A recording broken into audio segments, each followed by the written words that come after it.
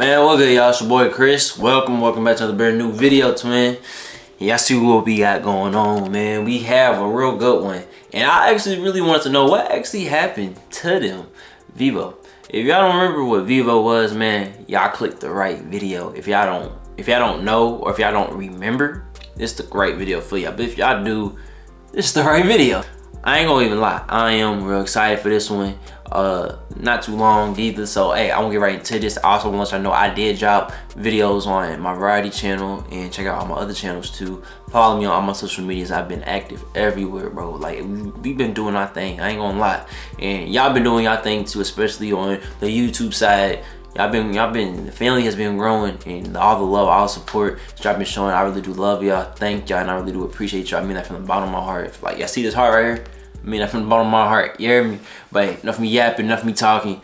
Let's see what happened to Vevo, bro.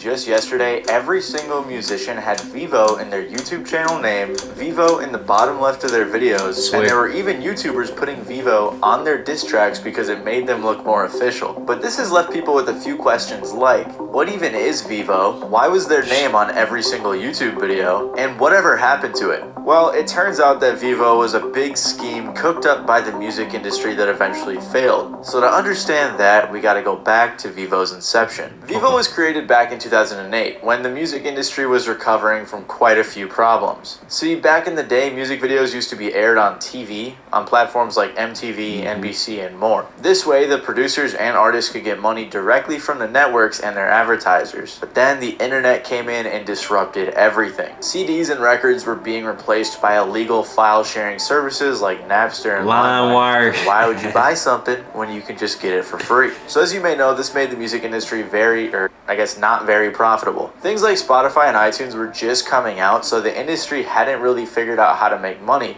That's why they came together and created Vevo. Universal Music Group and Sony Music Entertainment both got together in an evil corporate fashion and created Video Evolution, or Vevo for short. If those names sound familiar, that's because UMG and Sony are two of the big three record labels, which means that these three labels own pretty much every other smaller label. They thought that by creating Vevo, they could find a way to monetize music videos, and they did.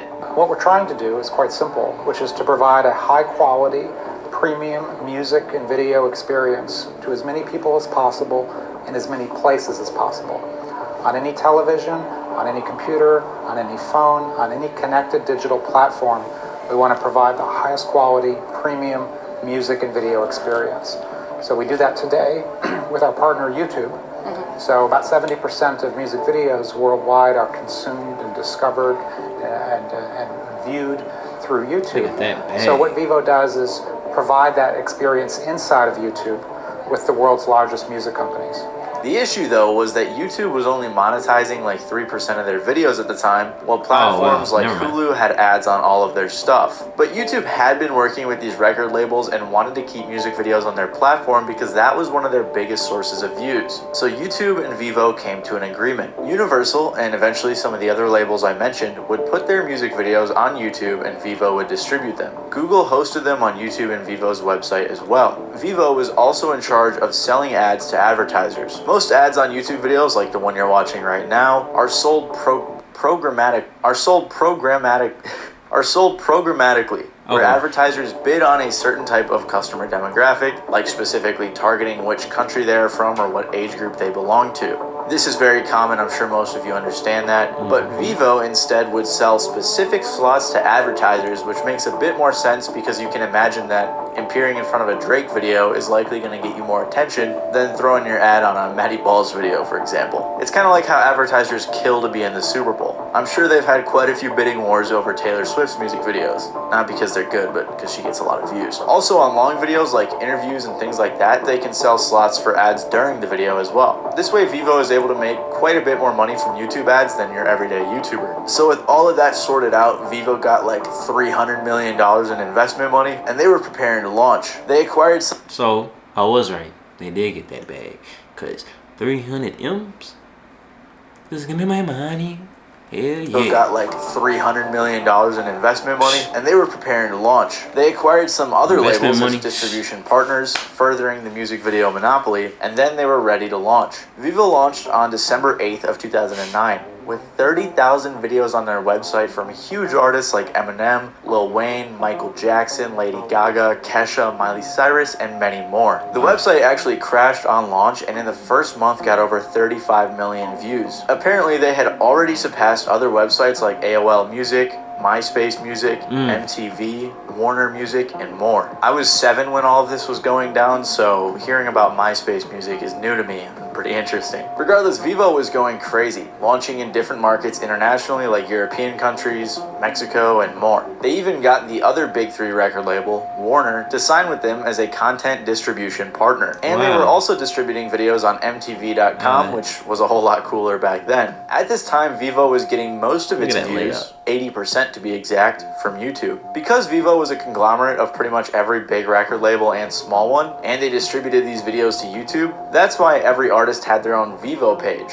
like Eminem Vevo or Rihanna Vevo. That's also why pretty much every music video in the early 2010s and even up until this day have Vevo in the bottom left corner, or right, I can't remember. But that still leaves us with one question. What happened to Vevo, and why did I say they failed earlier? Well, they had a problem. Vevo wasn't making that much money as an actual company. Most of the money was going to YouTube and then to the record labels, leaving Vevo to pick up the scraps. Apparently, Vevo was also very expensive to run because of everything I mentioned, so pretty early on into the company's life, they tried to find a buyer for $1 billion, which didn't really work out. So Vevo had to come up with some other ways to make money. First, they started making other types of content on YouTube and their own website, like interviews, live stream concerts, and things along those lines, although that content was never super successful. Then they released an app to watch music videos on your phone, and when it first launched, it was actually very successful. By early 2011, they were bigger than Facebook and right behind YouTube for video viewed content. By the end of 2011, Vevo was getting over 3.7 billion views a month, they had over 13 million downloads of their app, and they had made over 150 bucks, and they had made over 150 million in revenue. But like I said, most of this money was going to YouTube and the labels, not to Vevo. And because they didn't want to rely so much on YouTube, they tried to diversify. They created something called Vevo TV that was supposed to be like Hulu, and they were also on apps like Roku, Apple TV, and more. It's likely that they were eventually plotting to become something like Hulu for music videos, where they wanted people to pay a monthly subscription to watch these music videos. And so we think there's that one of the important things, and you hear this throughout the industry,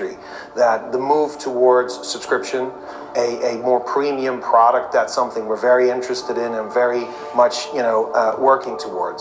That's a subscription service, or does the whole thing go behind a paywall? Do I have to pay to watch Katy Perry? No, we believe in a dual revenue stream. This was a rumor for a while, but after consumers have had music videos for free for so long, it's very unlikely that would have ever happened. Regardless, for a while, like I just said, their diversification was working. But it didn't last long, because in 2018, everything came crashing down for Vevo. Vevo had a few controversies that really hurt the company. And I'm not talking about the time some executives were ironically caught watching pirated content, or when they were trying to work with Facebook to get people's info for targeted videos. The main issue they had was in 2018, when they found themselves in the crosshairs of some hackers from the group Rmine. First, the hackers got into Vevo's servers and released 3 terabytes of their documents and videos. Then they got hacked again. This time, 2 hackers named Karoy SH and ProSox got into Vevo's YouTube channel. When they got in, they deleted Despacito, which was the most viewed Vevo video on YouTube, and they also renamed a ton of the videos as well, changed some thumbnails, and apparently this was some sort of pro-Palestine protest. I'm not sure how much these hacks really affected Vevo, but it seems like everything started crumbling after this happened. The CEO stepped down, a bunch of important executives left, and they had to lay off dozens of employees. At the same time, Vevo was really struggling to compete with YouTube. It seemed like them putting their content on other websites or making their own website was a way to distance themselves from YouTube, so that way they didn't have to pay all of their revenue to YouTube. But that clearly didn't work, as YouTube is still the #1 site when it comes to watching music videos. Plus, the same year, YouTube just launched YouTube Music, so Vevo never became the Hulu or the Netflix of music videos. Instead, Vevo decided to wave the white flag. Vevo decided to shut down all of their other operations and just merge with YouTube to become a regular distributor. YouTube merged the Vevo accounts with the artist's official accounts to consolidate everything. So if you were subscribed to a Vevo account, your subscription would be switched over to the official artist account. YouTube said, Vevo's reach and business can continue to grow on YouTube as a direct result of simplifying the user experience through consolidation of an entire artist catalog into one channel, where Vevo videos are featured prominently. So basically like Agario, YouTube just ate up Vevo. Yep. This is probably why it feels like you don't see the Vevo branding as much. I mean, we're all probably used to seeing the Vevo logo in videos, so we don't notice it very often, but it is still there. It's just that the channels don't have Vevo in their name anymore. And Vevo is still pretty successful after the merge with YouTube, 26. as they have over 500,000 music videos that get over 26 billion views a month. You can still go to Vevo's website and check out their content and their artists, but it always redirects you to YouTube. They also still host their videos on Pluto TV and Roku, but let's be honest, no one's going there to watch music videos. Like Medium.com said, without assassinating YouTube, there really wasn't enough room for both of them to coexist. The consumer isn't ever going to go to a second location for the same product they can get at the first. So just because it looks like they aren't there, Vevo is still there operating in the shadows. However, their plans to take over the internet as the go-to music video service failed. Like Jordan Fraser said, Vevo isn't dead, it has regressed to the bottom of the video screen. It exists today as branding you'll continue to see on most music videos. It also exists as a reminder that the entire music industry is run by only a few people in expensive suits. If you like this video, you may like my video. Hey, this is a great video. And I actually want to like tap into like those higher executives, you know what I mean? I want to see what they got going on, see some stories, because I know, boy, there's some dark stuff up there. Hey, it's a lot of money and a lot of dark stuff up there. I know that. But y'all let me know what y'all think about this down in the comment section. This was a great video. Did your thing, man. Broke it down very good too. I love videos like this. If y'all enjoyed this, if y'all want more videos like this, y'all let me know too down in the comment section. I got y'all. But hey, check out all my other videos. Follow me on all my social medias. Don't forget to be you. Be great to follow your dreams. And yeah, your boy's out, man.